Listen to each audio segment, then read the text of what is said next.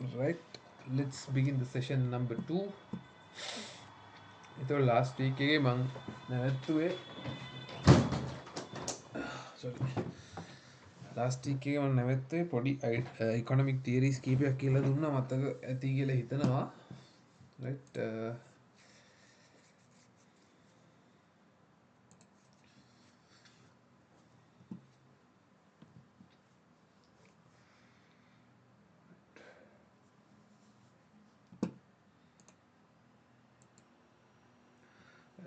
කලින් දවසේ කතා කරේ මතකද මනුජ?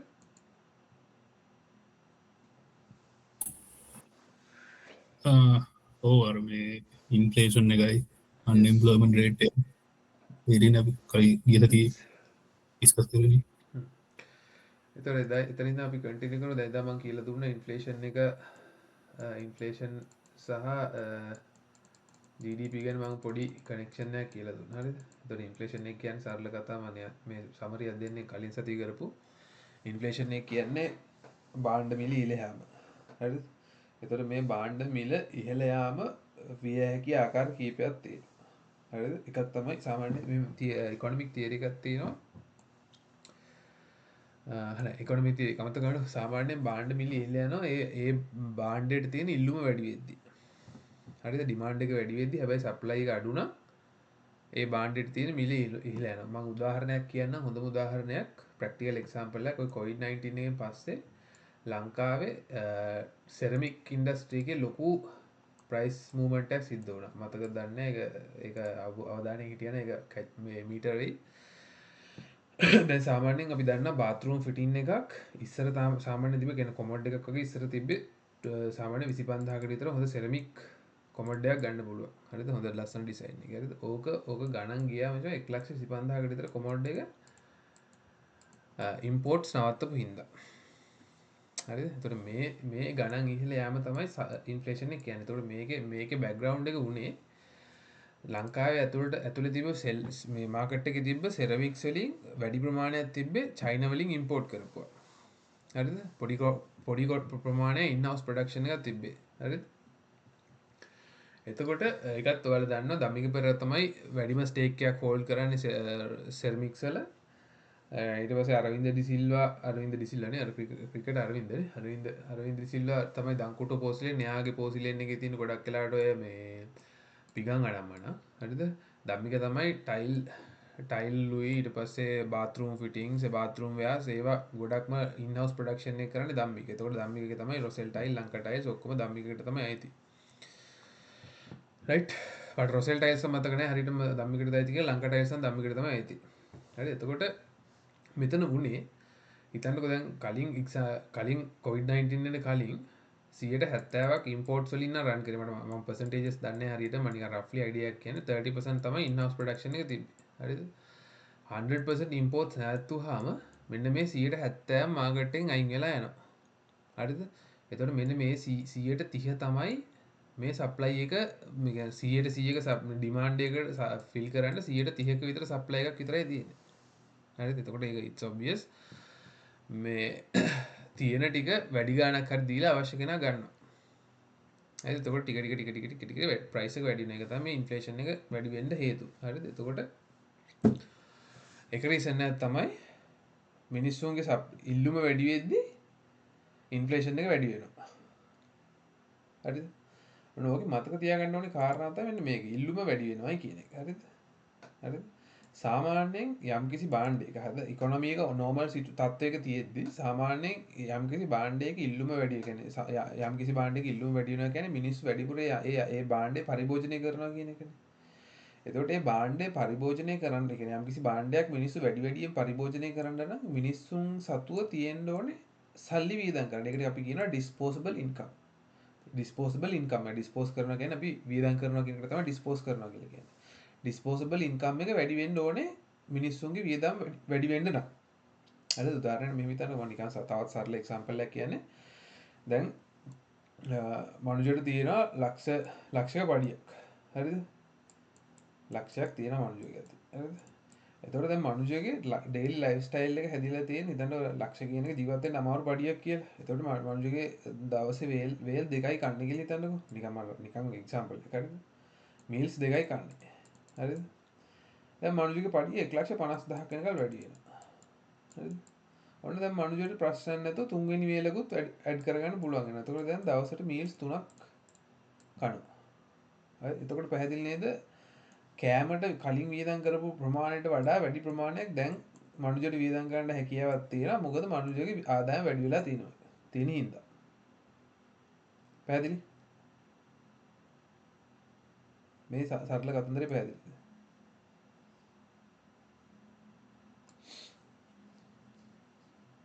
පැහැදිලිද? ඔව් right? සරල කතාවක ලක්ෂණ 1,50,000ට ආදායම වැඩි වුණා. ඉස්සරම මේ මීල්ස් 2ක් ආපු මනුජ්‍ය දැන් මීල්ස් 3ක් කනවා. හරි? පැහැදිලි? නැත්නම් ඉස්සර මීල්ස් 3ක් ආපු එක්කෙනා දැන් සපෝ එකකුත් කනවා. නැත්නම් බ්‍රන්ච් එකක් ලන්ච් එකයි බ්‍රෙක්ෆාස්ට් එකයි මැදි බ්‍රන්ච් එකක් හරි මොකක් හරි කනවා. දැන් වැඩිපුර මීල් එකක් කනවා. කියන්නේ කිසි ප්‍රශ්නයක් නැතුව ඉදන් කරන්න තරම් සල්ලි තියෙනවා. හරිද? එතකොට මෙහෙම. ඔක තමයි බේසික් කතන්දරය. හරිද? එතකොට සාමාන්‍යයෙන් හරිද ඉකොනොමි එක සාමාන්‍යයෙන් හොත කියන්නේ වෙන ඔය කොවිඩ් අනම් මනම් වගේ ප්‍රශ්නයක් නැතුව සාමාන්‍ය විදිහට රන් වෙද්දී මිනිහෙක්ට Tamanට වියදම් කරන්න පුළුවන් ප්‍රමාණය වැඩි වෙන්නේ ගොඩක් වෙලාවකට Tamanට හොඳ සැලරි එකක් තියෙන ජොබ් එකක් තියෙද්දි තමයි මේ ඒ වගේ අර කම්ෆර්ටබලි වියදම් කරන්න පුළුවන් සිටුේෂන් එකක් හැදෙන්නේ. හරිද? ඒ කියන්නේ මෙතනින් ගන්න තියෙන අදහස තමයි ඔන්න දැන් අපි ඊළඟ කතා වෙනවා අන්එම්ප්ලොයිමන්ට් රේට් කියන එකට. සාමාන්‍ය සමස්ත ජනගහන දැන් සාමාන්‍ය අපි මේ ඉකොනොමික් ඩේටා බලන්නේ සම්පූර්ණ රටකටමනේ. එතකොට ඒ රටේම ඉන්ෆ්ලේෂන් එක වැඩි වෙලා නම් හරිද? වෙන රීසන් එකක් නැතුව ටැරිෆ්ස් ටැක්ස් මොනවා හරි වැඩිපුර නැතුව ඒ මුකුත් කතන්දර නැත්තම් හරි නෝමල් විදියට කිසිම මේ බාහිර බලපෑමක් නැතුව ස්මූත්ලි ඉකොනොමි එක යනවා නම් ඉන්ෆ්ලේෂන් එක වැඩි වෙනවයි කියලා කියන්නේ ඒකින් අපිට ඉන්ඩිරෙක්ට් හින්ට් එකක් දෙනවා ඒ රටේ මිනිස්සුන්ට වියදම් කරන්න තරම් සල්ලි තියෙනවායි කියන එක. හරිද?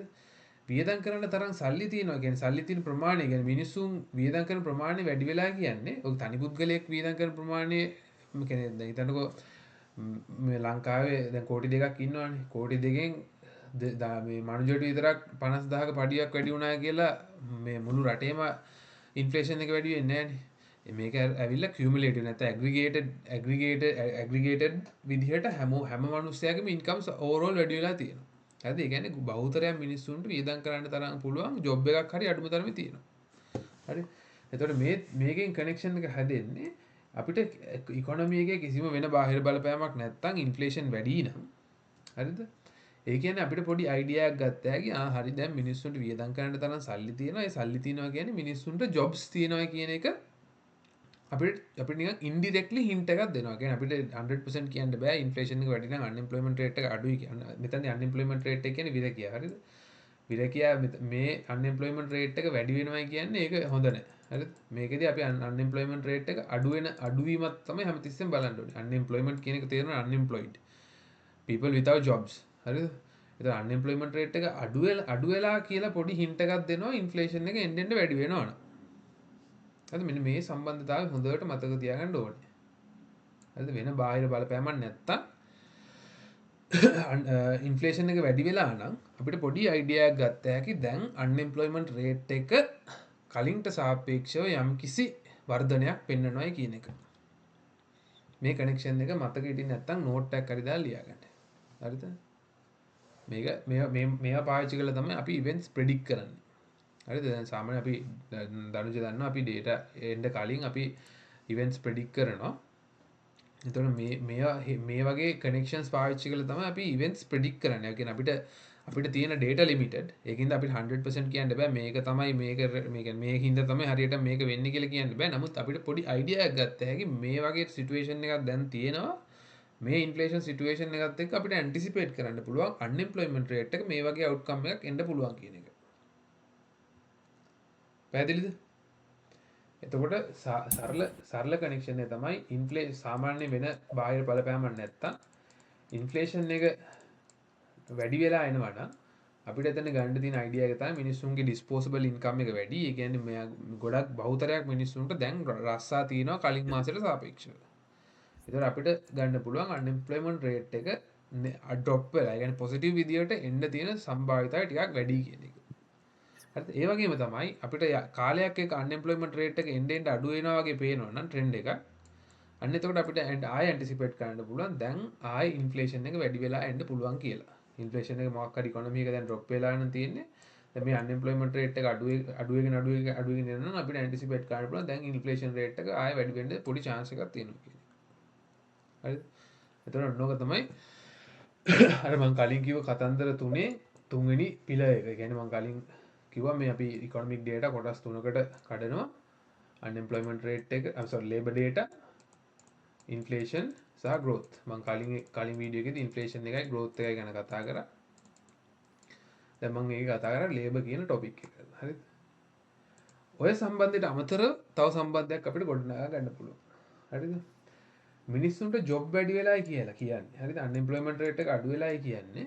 මිනිස්සුන්ට ජොබ් හැදෙන්නේ කොහොමද? මොකක් හරි බිස්නස් එකක ඉන්නේ. බිස්නස් එකක් හරි ගවර්න්මන්ට් එන්ටිටි එකක් හරි මොකක් හරි ඒකේ මොකක් හරි එක්ස්පැන්ෂන් එකක් නිසා තමයි අලුතෙන් ජොබ්ස් හැදෙනවා නම් හැදෙන්නේ. හරිද? නැත්තම් කිසිම growth එකක් නැත්තම් අලුතෙන් ජොබ් වේකන්සිස් ඕපන් කරන්න බෑනේ. තව ඉන්න කෙනෙක් අයින් වුණොත් ඇරෙන්න. හරිද? එතකොට ඉන්න කෙනෙක් අයින් වෙලා එතෙන්ට කෙනෙක් රිප්ලේස් වෙනවා කියන්නේ මෙන්න මේකේ වෙනසක් වෙන්නේ නැහැනේ. ධන එකක් එකතු වෙලා ඍණ එකක් අඩු වෙනවා. හරිද? එතකොට බිඳුවනේ වෙනස. හරිද? එතකොට මේකේ අන්එම්ප්ලොයිමන්ට් රේට් එක එන්න අඩු වෙනවා කියන එකෙන් අපිට අදහසක් ගන්න හැකි. දැන් බිස්නස් සෙක්ටර් එකත් සර්විස් හරි මැනුෆැක්චරින් හරි ඕන බිස්නස් සෙක්ටර් එකකුත් ඔන්න දැන් perform කරන්න පටන් අරන් කියන එක. අන්න ඒකෙන් අපිට හින්ට් එකක් දෙනවා growth එකත් ඔන්න පොඩි performance එකක් තියෙන්න සම්භාවිතාවයක් තියෙනවා කියලා. හරිද? ඔය කනෙක්ෂන්ස් කීපයෙන් පැහැදිලි වෙන්න ඕනේ මෙන්න මේ පිලර්ස් තුන එකිනෙකට සම්බන්ධයි කියන එක. හරිද? Inflation, growth, labor. මේක නිකන් අර සමකෝණී ත්‍රිකෝණයක් ඔබත් මමත් ඈත් සිටින. හරිද? මෙයාගෙන් ඒක මොකද?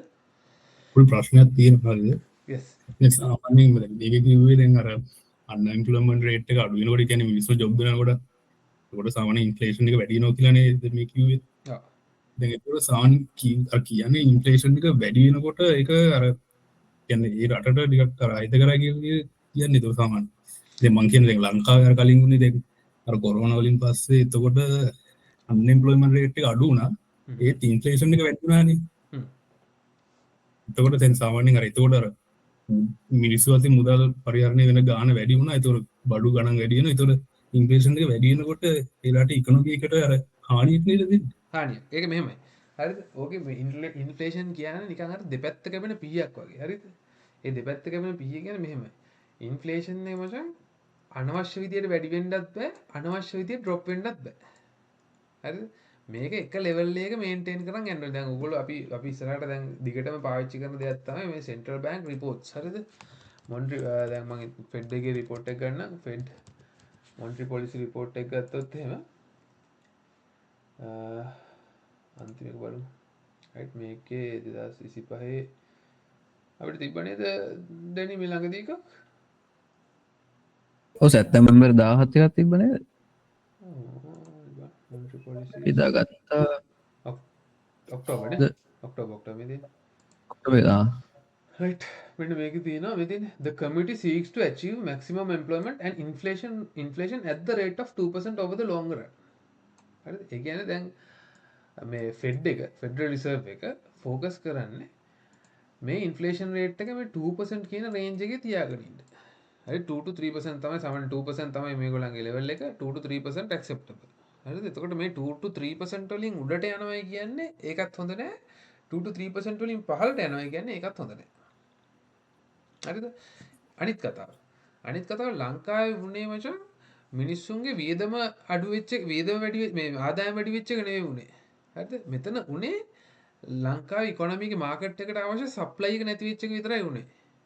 ඉන්ෆ්ලේෂන් එක වැඩි වෙන්න හේතු උනේ අර මං කිව්වා අර සෙරමික් කතාව තමයි. ඒ කියන්නේ අපිට හිතන්නකෝ දැන් උදාහරණයක් මේ ඉකොනොමි එකේ 10,000ක් මිනිස්සු ඉන්නවා කියලා. මේ 1000ට පාන්ගෙඩි 1000ක් ඕන නම් එක වේලකට ජීවත් වෙන්න කොවිඩ් එකෙන් පස්සේ මේක ඩ්‍රොප් වුණා 300කට විතර. එතකොට මේ 700ක අතිරික්තයක් තියෙනවනේ. අතිරික්තයක් නෙමෙයි. මොකද්ද ඒකට කියන්නේ ඩෙෆිසිට් එකක්. සර්ප්ලස් යන ඩෙෆිසිට් එක. ඩෙෆිසිට් එකට මට සිංහලෙන් කියන වචන නම් මම දන්නේ නැහැ. කියන්නේ අඩුවක් තිබ්බා. හරිද? එතකොට මේ 1000ක් මචං පොර ගන්නවා මේ 300ක් ගන්න. එතකොට මේක විකුණන කෙනාට මේක කොච්චර මිලක් වැඩි කරත් මේක ගන්න එක ගන්නවා. හරි ඒක තමයි ලංකාවේ ඉන්ෆ්ලේෂන් එක වැඩි වෙන්න හේතු වුනේ. හරිද? right දැන් මේ මෙන්න මේ සම්බන්ධතාවය පැහැදිලිද? මේක ඇවිල්ලා නෝමල් ඉකොනොමි එකකදී වෙන දෙයක් විතරයි. හරිද?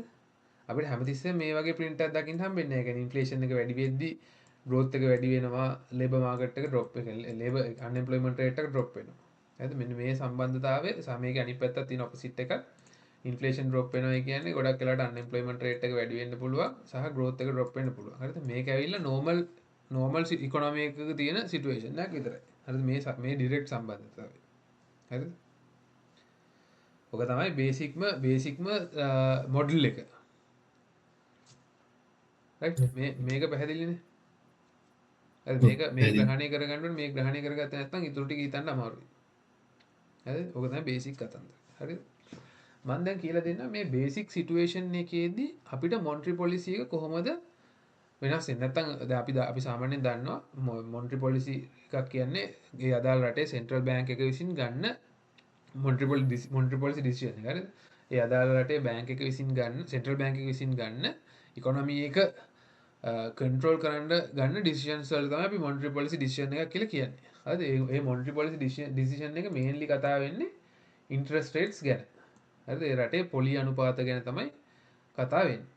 හරිද? මම ඔන්න දැන් තව තියරියක් කියලා දෙනවා. හරිද? ඒ තියරිය තමයි මෙන්න මේක. ඉන්ෆ්ලේෂන් එකේ රටේ වැඩි නම් හරිද? ඉස්සෙල්ලා මම කියන්නේ මෙහෙම. මොන්ට්‍රි පොලිසි එකේ ගන්න පුළුවන් ඩිසිෂන්ස් තුනයි තියෙන්නේ. හරිද? මොන්ට්‍රි පොලිසි එකේ කියද්දි මේ කතා කරන්නේ ඉන්ට්‍රස්ට් රේට් එක ගැන. හරිද?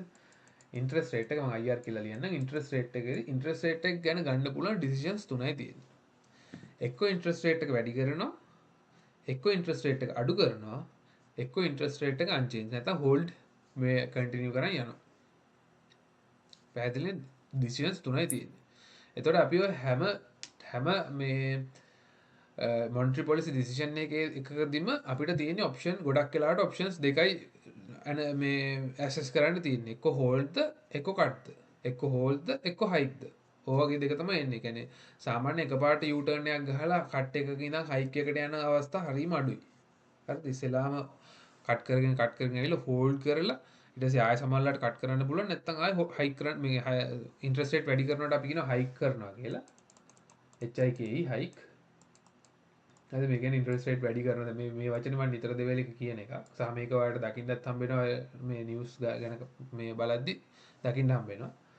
අනිත් එකට කියනවා අපි කට් එකක් කියලා. හරිද? කට් එක පැහැදිලිනේ. කට් කියන්නේ අඩු කරනවා, හයික් කියන්නේ වැඩි කරනවා. හරිද?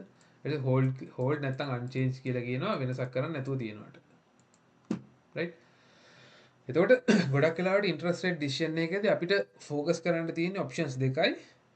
whether it's either a hike or a hold නැත්නම් either a cut or a hold. එතකොට අපිට මේ සිටුේෂන් එක ඇනලයිස් කරන්න තියෙන්නේ ඒ කියන්නේ අපිට ඔප්ෂන්ස් තුනක් තිබ්බට අපිට ගොඩක් වෙලාවට ફોකස් කරන්න තියෙන්නේ සිටුේෂන්ස් ඔප්ෂන්ස් දෙකයි. මේක කට් එකක් වෙයිද හෝල්ඩ් එකක් වෙයිද? හයික් එකක් වෙයිද හෝල්ඩ් එකක් වෙයිද? හරිද? ඔච්චර අපිට ඇනලයිස් කරන්න තියෙන්නේ. හරි? එතකොට මෙන්න මේ ඉන්ට්‍රස්ට් රේට් කියන මේකට කියනවා අපි මොන්ට්‍රි පොලිසි ටූල් එකක් කියලා කියන. කියන්නේ මේ ඉකොනොමි එක කන්ට්‍රෝල් කරන ටූල් එකක් තමයි මේ ඉන්ට්‍රස්ට් රේට් කියන එක. හරිද? මේ ටූල් එක කොහොමද පාවිච්චි වෙන්නේ කියන එක මම දැන් කියලා දෙන්න. හරිද? හරිද? ඔන්න මේක ටේබල් එකක් ගෙවුවා. හරිද? මෙන්න මෙහෙම කතාවක්. හරිද? ඉන්ෆ්ලේෂන් තියෙනවා මෙහෙම. හරිද?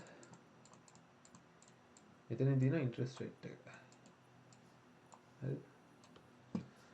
ඉන්ෆ්ලේෂන් එක එන්නෙන්ද වැඩි නම් හරිද? දැන් මේගොල්ලන්ගේ ටාගට් රේන්ජ් එක 2% නම් හරි 2% කියලා හිතන්න දැන් තියෙන්නේ ඉන්ෆ්ලේෂන් එක 6%. හරිද? ඒතකොට පැහැදිලිවම ලොකු ગેප් එකක් තියෙනවා කියලා පේනවනේ. ටාගට් රේන්ජ් එකට වඩා ලොකු ප්‍රමාණයක් වැඩි. හරිද? එතකොට සෙන්ට්‍රල් බැංක් එකේ අවධානය වෙන්න ඕනේ මේ 6% කියන එක 2% වලට ගේන්න. හරිද? ඒක පැහැදිලිනේ. 106 තියෙන එක 102ට ගේන එක තමයි මේන් ගෝල් එක වෙන්නේ සෙන්ට්‍රල් බැංක් එකේ. හරිද? ඒ ගෝල් එක ඇචීව් කරගන්න නම් සෙන්ට්‍රල් බැංක් එකට කරන්න පුළුවන් මේන්ම දේ තමයි මේ ඉන්ට්‍රස්ට් රේට් එක වෙනස් කරන එක. ඒතකොට කොහොමද ඉන්ට්‍රස්ට් රේට් එක වෙනස් කරන්නේ? මේගොල්ලෝ ඉන්ට්‍රස්ට් රේට් එක වැඩි කිරීමක් තමයි වෙන්නේ. හරිද? ඒතර මේකෙන් එන කන්ක්ලූෂන් එක තමයි ඉන්ට්‍රස්ට් රේට් එක වැඩි කරාම ඉන්ෆ්ලේෂන් එක ඩ්‍රොප් වෙනවා කියන එක. මේ සම්බන්ධතාවය පැහැදිලිද? මවක පෙන්වන්න එක්සාම්පල් එකක්. හරි මේක මෙහෙමයි. දැන් හිතන්නකෝ ජූලි මාසේ ඉන්ට්‍රස්ට් රේට් හයික් එකක් කරා කියලා. හරිද? ජූලි 28 හයික් කරා කියන්නේ ඕක දැන් අගෝස්තු පළවෙනි ඉඳන් අපිට අගෝස්තු මාසෙම පෙන්වන්නේ නැහැ ඉන්ෆ්ලේෂන් එක ඩ්‍රොප් වෙනවා කියලා. හරිද? මාස දෙකක් විතර ගිහලා තමයි ඕක මාකට් එකේ පෙන්වන්නේ. හරිද? මම පෙන්වන්න මෙන්න මෙහෙම. මම ඕක කලිනුත් පෙන්වලා තියෙනවා. රයිට්. මම පෙන්වන්න මෙන්න මේක ඕන රටක ඕන එකක බලන්න පුළුවන්. කිසි ප්‍රශ්නයක් නැතුව ඒක පැහැදිලිවම පේනවා. හරිද? හරි දැන් මම ගන්න මෙන්න මෙහෙම දෙපැත්තේ ස්ක්‍රීන් දෙක දෙපැත්තට ගන්න.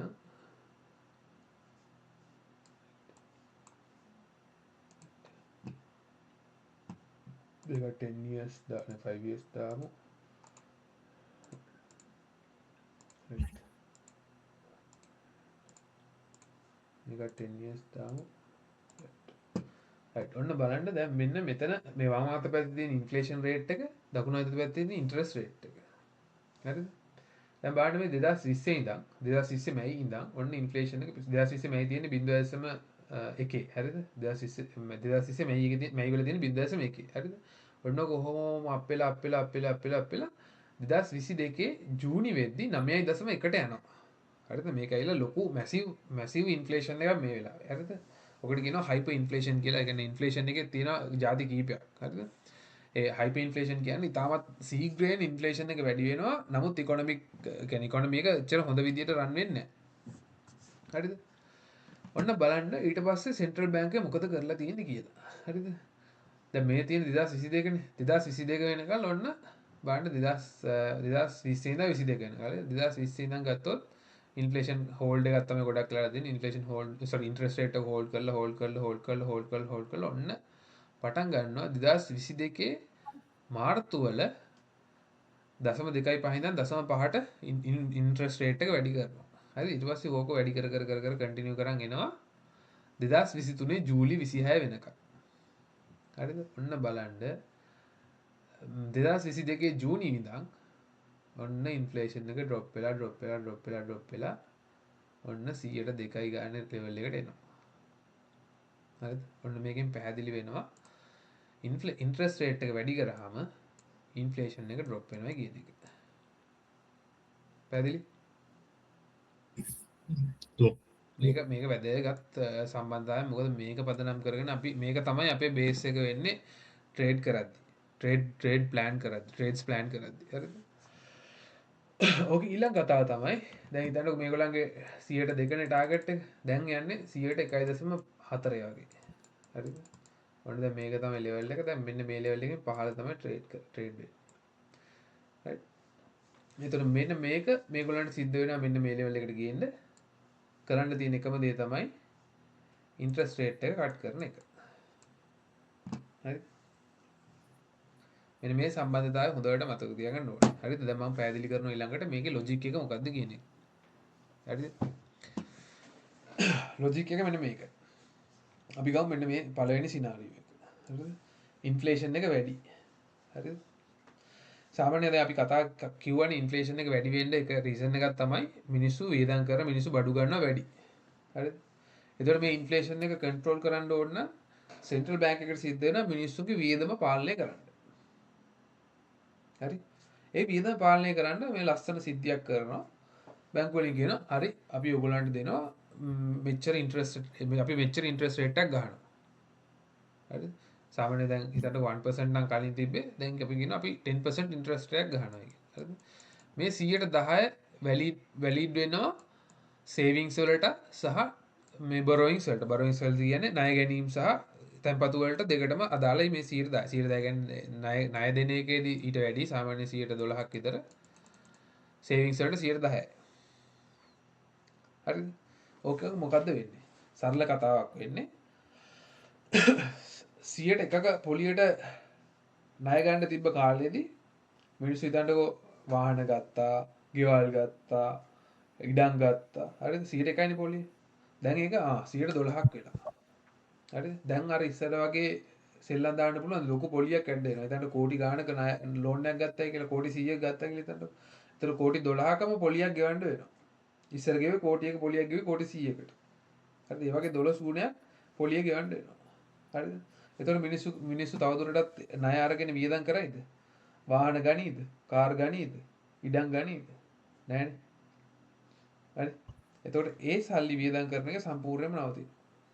ඊට අමතරව හිතන්නකෝ සාමාන්‍ය මධ්‍යම පාන්තික පවුලක් පවුලේ දෙන්නෙක් වැඩ කරනවා මුළු ආදායම ලක්ෂ 5යි කියලා මාසෙකට.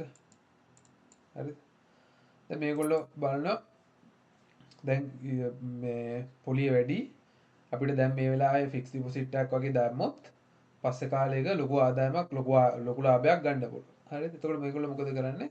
තමන්ගේ වියදම් අනවශ්‍ය වියදම් කපා හරලා හිතන්න මේගොල්ලෝ සාමාන්‍යයෙන් ෆ්‍රයිඩ් රයිස් සතියට මේ එක වේලක් කඩෙන් කෑවා. හරිද? ෆ්‍රයිඩ් රයිස් කෑවා. හරිද? ඒගොල්ලෝ මේක ඇසෙස් කරලා බලනවා මේ ෆ්‍රයිඩ් රයිස් එක කාපු එක ඇත්තම කිව්වොත් ඒක තනිකරම මුදල් අපතේ යැවීමක්. අපි මේ ෆ්‍රයිඩ් රයිස් එක කන එක නවත්තලා අපි ඒ සල්ලි ෆික්ස් ඩිපොසිට් එකකට දාන්න එකතු කරනවා. හරි? අන්න වියදමක් කපා හැරුවා. ඔක සැබෑ සංසිද්ධිය සිද්ධ වෙනවා. හරිද? අපි ඒක අපිට ගෙවල් වල අම්මලා තාත්තලා වියදම පෙන්වුවේ නැති වුණාට ඒක යම්කිසි ප්‍රමාණයකින් වෙනවා. අඩුම තරමේ හාල් කිලෝ 10ක් ගෙනාවා නම් ඒක හාල් කිලෝ 8කින් සර්වයිව් වෙන තැනට හැදෙනවා. හරිද? ඒක මම පර්සනලි අපි දකින දෙයක් ඒක. හරි? ඒක මේ අපි කඩවල වලට ගිහින් බඩු ගත්තේ නැති වුණාට ගොඩක් වෙලාවට අම්මලා තාත්තලානේ ඒක ගේන්නේ. ඒතර ඒක ඒගොල්ලෝ බලනවා. සාමාන්‍යයෙන් කිලෝ කැරට් කිලෝ 5ක් ගෙනාවා නම් කැරට් කිලෝ 3යි ගේන්නේ. හරිද? වියදම් කපා හරිනවා. ඒ කපා හරලා ඒ ටික සේවිංස් වලට දානවා. තමන්ගේ අතේ ඩිස්පෝසබල් කෑෂ් තියෙනවා නම් වැඩිපුර ඒ ඔක්කොම බැංකුවේ තැන්පත් කරනවා. FD දානවා, නිසේ තැන්පත් ඕපන් කරනවා, සේවිංස් ඕපන් කරනවා. හරි? ඒ වගේ සිටුේෂන්ස් එනවා. හරිද? අන්න මොකද උනේ අවසානයේදී වියදම් කපා හැරියා. මේ වියදම් කපා හරිනවා කියන්නේ මොකක් හරි යම්කිසි භාණ්ඩයකට තියෙන ඉල්ලුම අඩු වෙන එක තමයි වෙන්නේ. හරිද? හිතන්නකෝ කලින් පාන් රාත්තල් දෙකක් ගත්ත මිනිස්සේ දැන් පාන් රාත්තල් එකයි ගන්නෙ. අන්න පාන් වලට තිබ්බ ඉල්ලුම අඩු වෙනවා. හරිද? ඔයගෙම තමයි අනිත් පැත්තෙන් බිස්නස් පැත්තෙන් ගත්තොත් බිස්නස් එක්ස්පෑන්ඩ් වෙන එක සම්පූර්ණයෙන් වගේ සම්පූර්ණයෙන් 80ක් 70ක් විතර නවතිනවා. හරිද? ගොඩක් මොකද අපි දන්න කාරණාවක් තමයි ඔය බිස්නස් වල 70ක් තියෙන්නේ අනුන්ගේ සල්ලි. හරිද? අනුන්ගේ සල්ලි කියන්නේ බැංක් ලෝන්ස් තමයි මේන්ලි තියෙන අනුන්ගේ සල්ලි මෝගේජස් බැංක් ලෝන්ස්. හරිද? එතකොට හිතන්න 100ට 2ට පොලියට මේ කෝටි ගණන් ණය අරගෙන එක්ස්පෑන්ඩ් කරපු බිස්නස් වලට 10 12ක් දීලා ආයේ ලෝන් එකක් අරගෙන බිස්නස් එක එක්ස්පෑන්ඩ් කරනවා කියන්නේ ඒක කියන්නේ ඒ වෙලාවේ කරන්න තියෙන මෝඩර්න් වැඩක් නේ. ඒ වගේ ඉන්වෙස්ට්මන්ට් එකක් කරනවා කියන්නේ ඒ වගේ ඉන්වෙස්ට්මන්ට් එක නෙවෙයි. ඒකට කියන්නේ අපි ඒකට මේ මොකද ඒකට කියන්නේ ලයබිලිටි එකක් කියන්නේ සිංහලෙන් කියන්නේ මොකද්ද? මේ මට ඒක මතක නැහැ සිංහල වචනේ. ලයබිලිටි එකක් ඇති කරගන්නවා කියන එක එන මෝඩ වැඩක්. ඒ වගේ කන්ඩිෂන් එක. හරි. ඒකට ඒක ටිපිකලි සිද්ධ වෙන දෙයක් තමයි higher interest rates තියදී බැංකුත් බිස්නස් උත් තමන්ගේ ලෝන්ස් ගන්න එක පහු කරනවා. තමන්ගේ බිස්නස් එක එක්ස්පෑන්ඩ් කරන එක නවත්තනවා. හරිද?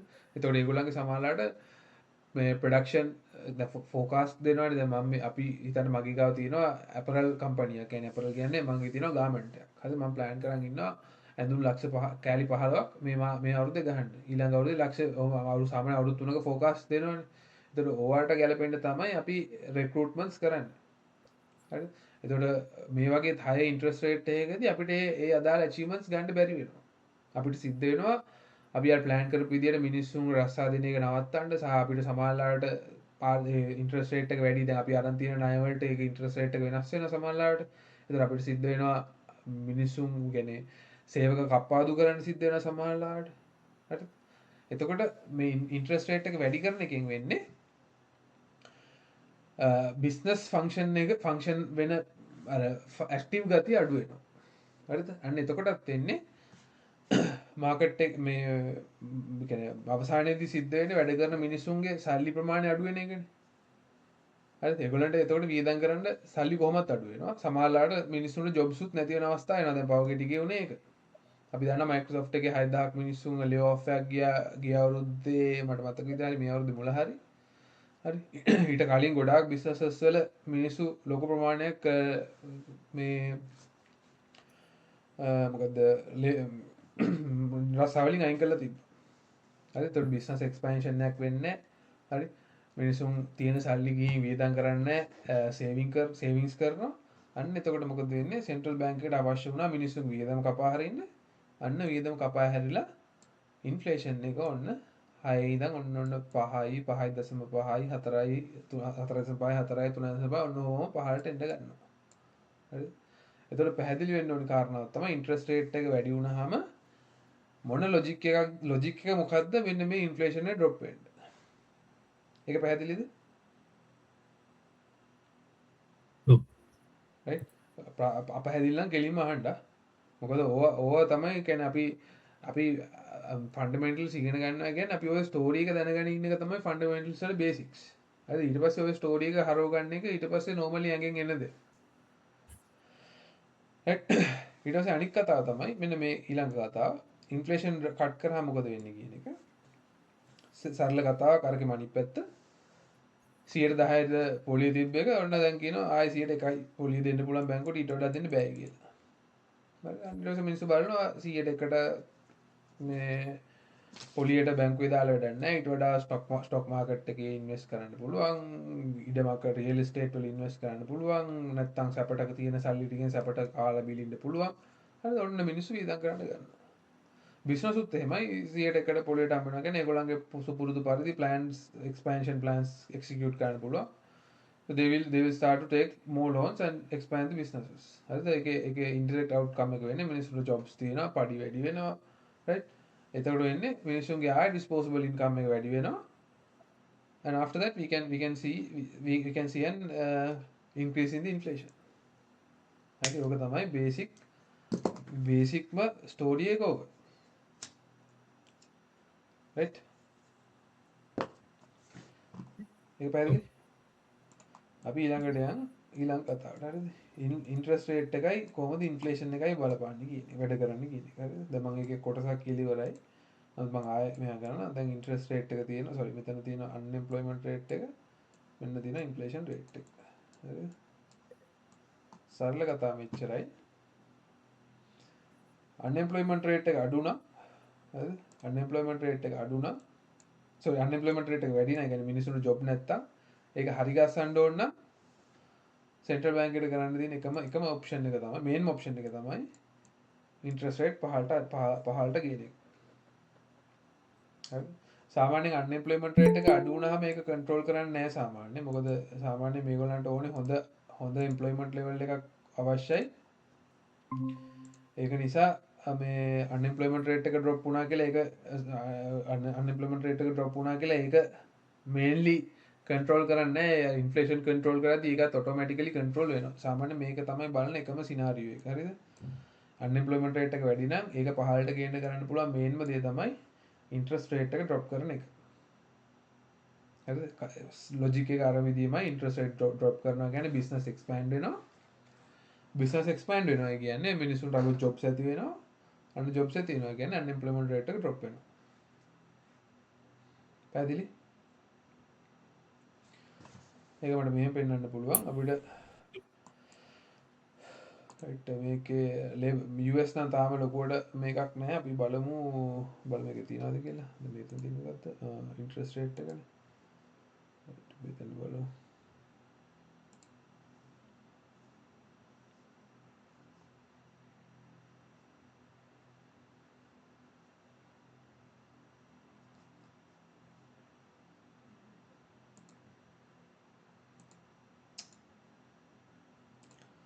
unemployment rate එක මෙතෙන්ට ගියමු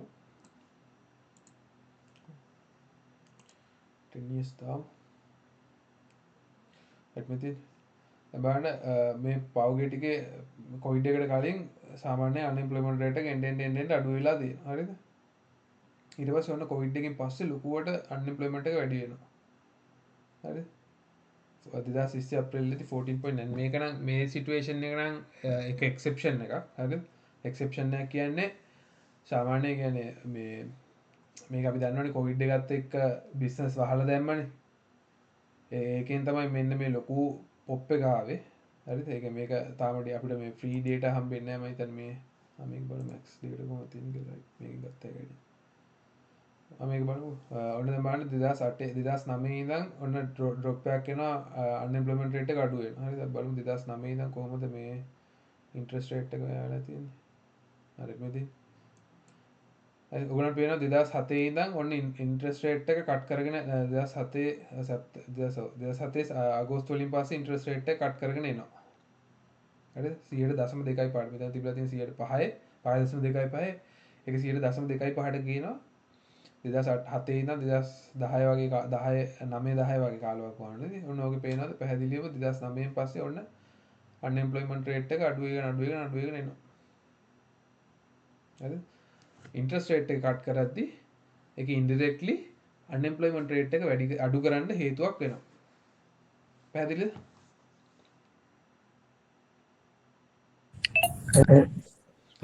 මේවා නෝට්ස් ඒව දාගන්න අමතක වෙනවා නේද? හරිද? මේක මොකද මේවා හැමදාම පාවිච්චි කරන කතන්දර ටික.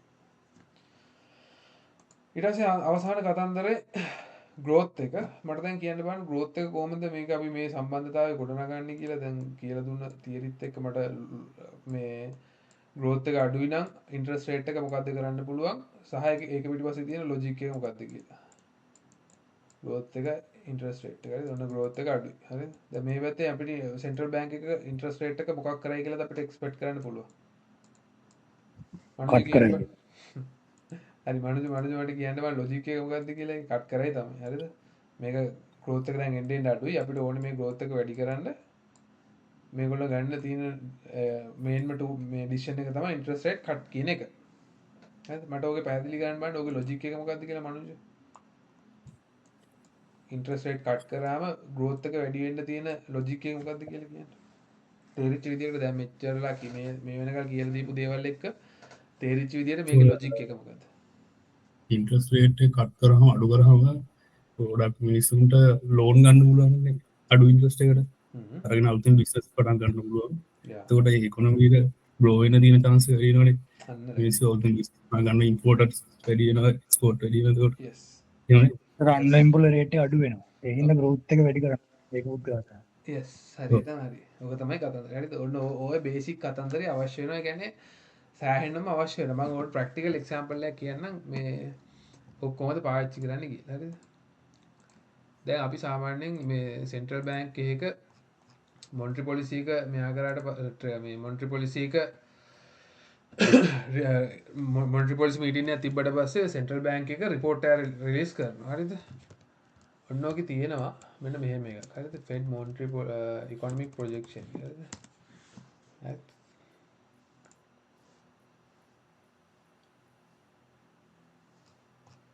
ඇට්ලන්ටා GDP එක මම ඒක වෙනම කතා කරන්නම.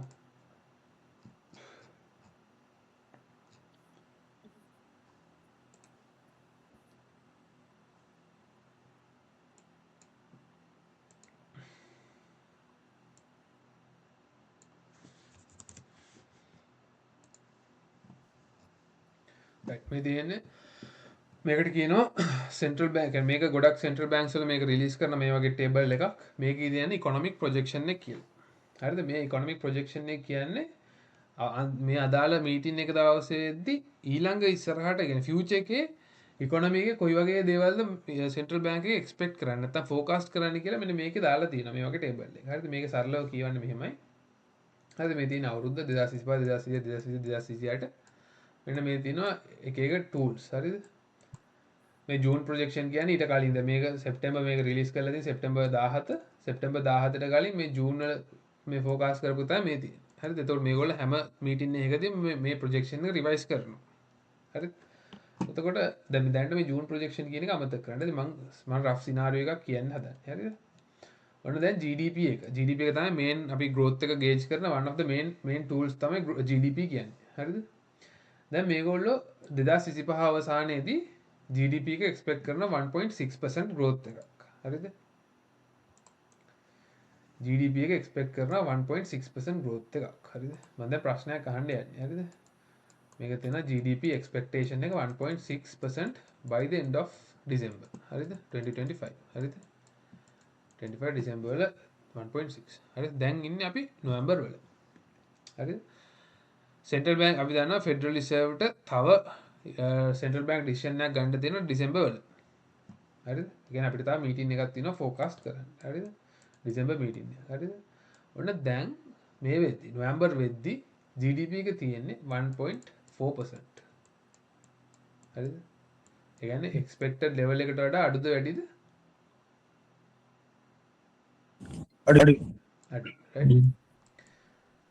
එතකොට හරිද? දැන් මේක 1.4 ඉඳන් 1.6 වලට වැඩි කරගන්න එපා. හරිද? එතකොට අපි දන්නවා අපි mainly focus කරන්නේ interest rate කියන tool එක.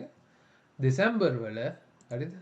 දෙසැම්බර් වල ෆෙඩරල් රිසර්ව් එක interest rate ගැන ගන්න තියෙන decision එක කොයි වගේ decision එකක් වෙන්න possibility එකක් තියෙනවද?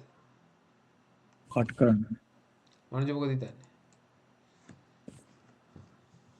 ඕනේ ඉන්ට්‍රස්ට් රේට් එක අඩු කරන decision එකක් තමයි ඒක.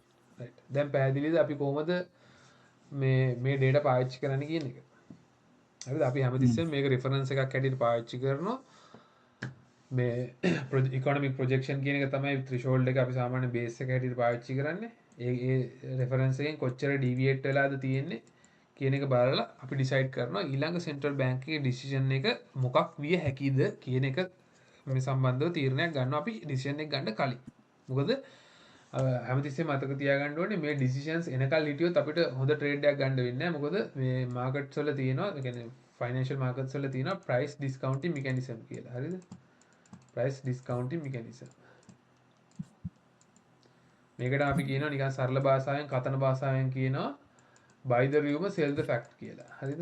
buy the rumor sell the fact. ඒ කියන්නේ මේකේ market participants ලට මොකක් හරි ඉවක් වැටුනොත් සෙන්ට්‍රල් බැංක් එක මේ වගේ ඩිසිෂන් එකක් ගන්න ලොකු සම්භාවිතාවයක් නැත්නම් 150කට වැඩි සම්භාවිතාවයක් තියෙනවා කියලා ඔන්න මාකට් එකේ ඒක ප්‍රයිස් කරන්න ගන්නවා ඩිසිෂන් එක එන්න කලින්. හරිද? එතකොට සමහර ලාට ඩිසිෂන් එක ගත්තත් ඒ ඩිසිෂන් එකට අදාළ පැත්තට මාකට් එක යන්නේ නැහැ. මොකද ඒක ඕල්රෙඩි මාකට් එකට ප්‍රයිස් වෙලා ඉවරයි. ඒක මාකට් එකට අලුත් දෙයක් නෙවෙයි. හරිද? එතනින් එහාට සමහරට data print එකට against markets move වෙන අවස්ථා ඕනේ තරම් තියෙනවා. හරිද? දැන් හොඳම උදාහරණය තමයි පෞගේ ටිකේ central bank decisions තුනක් ආවා ගිය සතියේ. ඒ සතියේ තුනේම අපි දැක්ක කිසිම movement එකක් අපිට අවශ්‍ය විදිහට ආවේ නැහැ. ඒ කියන්නේ කිසිම ලොකු movement එකක් තිබ්බේ නැහැ. දෙවිඳ දකින්න ඇතිනේ first central bank decisions තුනනේ දැක්ක. හරිද? ඒ තුන කිසිම movement එකක් දුන්නේ නැහැ. ඔක ඉස්සරහට බලන්න පුළුවන් central bank decisions වලට දෙන movements මොනවා ඇත්ත movements මොනවද කියලා ඉස්සරහට හොඳට බලන්න පුළුවන්. හරිද? එතකොට මෙන්න මේ price discounting mechanism කියන එක තියෙනවා කියන එක හොඳට මතක තියාගන්න. එතකොට අපි fundamental traders ලා හැටියට අපේ skill එක විය යුත්තේ. කියන්නේ අපේ මේ high paying skill එක විය යුත්තේ central bank එකක් හරි ඒ අදාළ institute එකේ decision එක ගන්න කලින් අපි ඒක ફોකස් කරලා ඒ පැත්තට ට්‍රේඩ් කරන එක තමයි අපේ high paying skill එක විය යුත්තේ. හරිද? ඒ skill එක හදාගන්න අර මං කිව්ව කලින් කිව්ව සම්බන්ධතා කිහිපය ඉතාම අතිශයින්ම වැදගත්. හරිද? හරිද? එතකොට unemployment rate එක අඩු වැඩි වෙද්දි අපිට ඊළඟට ફોකස් කරන්න තියෙන මොනවද කියලා අපි දැනගන්න ඕනේ. unemployment rate එක, inflation rate එක and growth. හරිද? මෙන්න මේ තුන move වෙන විදිහ අපි මොනිටර් කරන්න ඕනේ. අඩුද වැඩිද වෙන්නේ කියන එක මොනිටර් කරන්න ඕනේ. මෙතෙන්ට එනකල් පැහැදිලිද? ඔව් පැහැදිලි. right. එතකොට අපි කරන්න හදන්නේ මෙන්න මේකට මම personally මේ කියන දෙයක් තමයි මේක තමයි economy එකේ great 3 pillars of the economy. හරිද? මේ pillars තුන හරියට තියෙනවා නම් economy එකක් හොඳට perform කරනවා. හරිද? අනිත් එක තමයි ගොඩක් central banks focus කරන්නේ මෙන්න මේ points දෙක. හරිද? මෙන්න මේක ඒගොල්ලන්ගේ මේ monetary policy එකේ ලොකුවට කතා වෙන්නේ නැහැ specific criteria එකකට. මොකද GDP එක විතරක් නෙමෙයි growth එක measure කරන්න තියෙන්නේ. අපිට unemployment rate උයි inflation rate උයි කියලා clear data prints දෙකක් එනවා. හරි. එතකොට central banks ගොඩක් වෙලාවට focus කරන්නේ especially US ඒගොල්ලන්ගේ dual mandate කියලා කියන්නේ එකට central bank monetary policy decision එකක් ගද්දි ඒගොල්ලෝ consider කරන දේවල් දෙකක් තියෙනවා. ඒක තමයි stable price, ඒ කියන්නේ 2% rate එකේ inflation එක සහ higher unemployment rate lower unemployment rate කියන කතන්දරය. හරිද? මම ඒක පෙන්නන්න. right within the committee seeks to achieve maximum employment. හරිද? මෙතන තියෙන employment unemployment නෙවෙයි employment. maximum employment and inflation at the rate of 2% over the longer run. පැහැදිලිද? එතකොට මේක තමයි dual mandate කියලා කියන මේක හොඳට ඇහි ඉස්සරහට නිතරම ඇහෙන වචනයක් වෙයි dual mandate කියන එක. dual කියන්නේ දෙකක්. mandate එක කියන එක මට සිංහල වචනේ දන්නේ නැහැ. ඒකේ mandate dual mandate කියන්නේ Fed will be focusing on these two aspects: maximum employment and stable prices, නැත්නම් inflation around 2%. හරිද? ඔය focus එකම තමයි අනිත් central banks 8ෙම 7ෙම ගොඩක් තියෙන්නේ. ගොඩක් සමහර ඒවායේ growth එකත් පොඩක් focus එකක් තියෙනවා. නමුත් අර unemployment එකයි inflation එකයි control කරාම හරි level එකේදී අර නිකන් ලුණුයි දෙහි ගානට balance කරාම හොද්ද රහ වෙනවා වගේ තමයි inflation එක unemployment එක rate දෙක ඒ දෙක ගානට balance කරාම automatically GDP will start to increase. හරි? ඒතර ඕක තමයි අපි මේ කරන කාර්යයේ අඩිතාලම. හරි? ඔය අඩිතාලම ඔය concept එක තේරුම් ගත්තාම අපිට ලේසියෙන්ම central bank එකක් දැන් ඉන්න තැන මොකක්ද කියලා අදහසක් ගන්න හැකි සහ ඉස්සරහට කතා කරන economic data one by one economic data ගැන කතා කරනවා. එතකොට ඒ economic data බැලුවාම අපිට economy එකේ real situation එක බලාගත්ත හැකි. ඒක අපි දන්නවා real situation එකයි central bank expectation එකයි එතන gap එකක් තියෙනවා නම් අන්න අපි දන්නවා දැන් central bank decision එකක් එන්න තියෙනවා කියන එක. ඒ කියන්නේ වෙනස් වීමක් සිද්ධ වෙන්න තියෙනවා කියන එක. අන්න එතන clear trade එකක් තියෙනවා. හරි? නෝක තමයි බේසික්ම කතන්දරේ. ඕක තමයි සහ most important කතන්දරේ. දැන් දේවින්දටයි දනුජටයි පැහැදිලිද මම කොහොමද මේ forecasts වලට බේස් කතන්දරේ බේස්මන්ට් එක හදාගන්නේ කියන එක දනුජටයි දේවින්දටයි පැහැදිලිද? ඔව් right මේක මම පුළුවන් තරම් සරල මට මීට වඩා සරල කරන්න ඇත්තටම එක්ස්පීරියන්ස් එකක් නැහැ උගන්නලා. නමුත් මම හිතනවා මම පුළුවන් තරම් සරලවම කතන්දරේ කිව්වයි කියලා. හරිද? ඊට වඩා සරල කරන්න මට මේ වෙලාවේ නෑ තේරෙන්නේ නෑ. නමුත් මම හිතනවා ඔක දනුජ මේ කවුද මනුජට තේරුණා කියන්නේ අර දෙන්නට තේරුණා. මනුජට තේරුණාද මේ කතන්දරේ කොහොමද අපි කම්පෙයාර් කරන්නේ කියන එක? ඔව් මට ඒක ඕලන්නේ ඒක තේරුණා පොඩි. right. එතකොට ඒක තමයි ග්‍රහණය කරගන්න ඕනේ මේන්ම කතන්දරේ. හරි? ඔව් right. එතකොට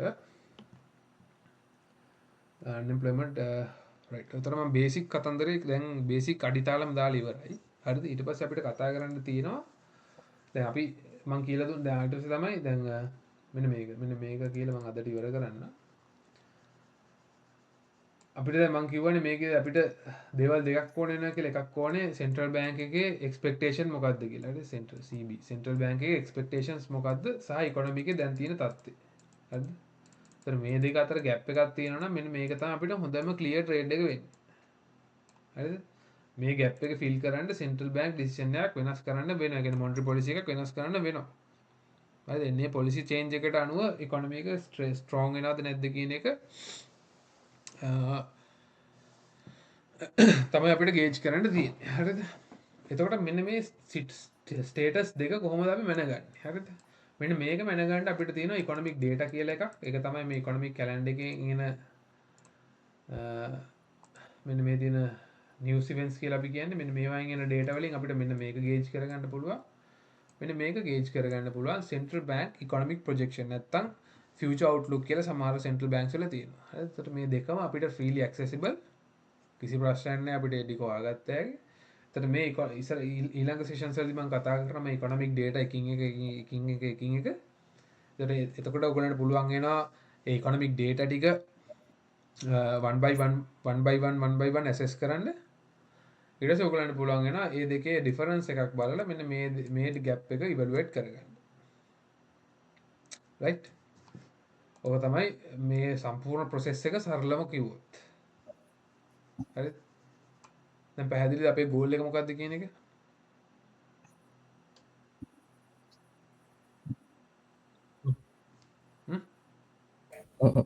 right. තා පොඩි කාරණාවක් තියෙනවා. ඒක කාරණා කියලා අදට ඉවර කරන්න. මොකද දැන් අපි සාමාන්‍ය පැයකට ආසන්න කාලයක් දැන් කතා කරා. හරිද? තා පොඩි තියරි එකක් තියෙනවා. මේක ඔන්න නෝට් එකක් දාගන්න. හරිද? right. මේක තමයි තියරි. interest rate එකයි ඒ අදාළ currency එකේ strength එකයි. හරිද? මේකට කියනවා currency strength එක කියලා. හරිද?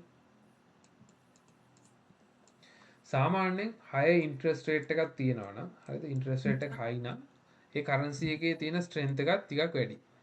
හරිද? මේක කියලා හැමතිස්සෙම වැඩි වෙවි යන්නේ නැහැ. හරිද? ඒක මතක තියාගන්න. මේ කරන්සිසුත් එකකට සාපේක්ෂව එකක් අඩු වෙනවා වැඩි වෙනවා අඩු වෙනවා වැඩි වෙනවා ඔහොම යන්නේ. හරිද? ඒක තමයි අපිට මාකට් එකේ ups and downs බලන්න පුළුවන් වෙන්නේ. හරිද? මම ඔන්නම් පෙන්නන්න මෙම euro USD ගත්තොත් දැන් USD CAD ගත්තොත් කැනඩියන් ඩොලර් එකට සාපේක්ෂව US ඩොලර් එක. හරිද? දැන් බලන්න මම මේ 4 hours chart එක දාලා line chart එකක් දාන්න. හරිද? මේ පේනවනේ. අප් වෙනවා ඩවුන් වෙනවා අප් වෙනවා ඩවුන් වෙනවා අප් වෙනවා ඩවුන් වෙනවා අප් වෙනවා. පැහැදිලි? ඒ කවදාවත් මේක මෙහෙම අප් වෙන්නේ නැහැ. හරිද? දැන් මේක ලොන්ග් ටර්ම් ගත්තොත් ඕවරෝල් ගත්තොත් එක දිගට අප් වෙලත් නැහැ නේද? මෙතන බලන්න මේ. ඔයාලට කියන්න බලන්න මෙන්න මෙතන ඉඳන් 2024 සැප්තැම්බර් ඉඳන් 2025 පෙබරවාරි වෙනකල් එක දිගට වැඩි වෙලා. හරි වැඩි වෙලා. ප්‍රශ්නයක් නැහැ. නමුත් ඊට පස්සේ බලන්නකෝ ආයෙ අඩු වෙලානේ. දැන් ඔකේ මෙහෙම එක දිගට වැඩි වෙනවනේ. දැන් මේ වෙද්දිත් මේ ගානට අවිල්ල තියෙන්න ඕනේ. එහෙම කවදාවත් වැඩි වෙන්නේ නැහැ. මේ කරන්සි එකක් එකකට සාපේක්ෂව අඩු වැඩි කියන විචලනයෙන් තමයි යන්නේ. හරි. එතකොට සාමාන්‍යයෙන් ඉන්ට්‍රස්ට් රේට් එකක් වැඩි නම් ඒ රටේ තියෙන කරන්සි එකට තියෙන ඉල්ලුම වැඩි. ස්ට්‍රෙන්ත් එක වැඩි. හරිද? ඔන්න ඔක තමයි පළවෙනි තියරි. ඊට පස්සේ එතකොට ඕකෙන් පැහැදිලි වෙනවා හදිස්සි හරි සෙන්ට්‍රල් බැංක් එකක් ඉන්ට්‍රස්ට් රේට් එකක් වැඩි කරොත් හරිද? ඉන්ට්‍රස්ට් රේට් ඩිසිෂන් එකකදී ඉන්ට්‍රස්ට් රේට් එකක් හයික් කරොත් අන්න ඒ වෙලාවේ කරන්සි එකේ ස්ට්‍රෙන්ත් එක වැඩි වෙන්න ඕනේ. හරිද? ඕක තමයි සරල තියරි. ඉන්ෆ්ලේෂන් ඉන්ට්‍රස්ට් රේට් එක අඩු කරොත් ඒ අදාළ කරන්සි එක වීක් වෙන එක තමයි වෙන්නේ. මේක තමයි තියරිටිකලි කතාව. හරිද? මේක තියරි. හරිද? මෙන්න මේක තියරි. හරි. නමුත් ඔක අනිත් පැත්තට යන අවස්ථා තියෙනවා. හරිද? ඒක මම මේ දැන් පැහැදිලි කරන්න යන්නේ නැහැ. මම ඒක ස්ටෙප් බයි ස්ටෙප් ඉවෙන්ට්ස් එක මම පැහැදිලි කරන්නම්. එතකොට ඒක ප්‍රැක්ටිකලි අවබෝධ කරගත්ත හැකි. දැන් ඔයක මේ දනුජල හොඳ එක්ස්පීරියන්ස් එකක් තියෙනවා. UK ඉන්ට්‍රස්ට් රේට් එකක් ට්‍රේඩ් කරා. මතකනේ? ඉන්ට්‍රස්ට් රේට් හයික් කරා. නමුත් කරන්සි එක වීක් වෙලා ගියා. හරිද?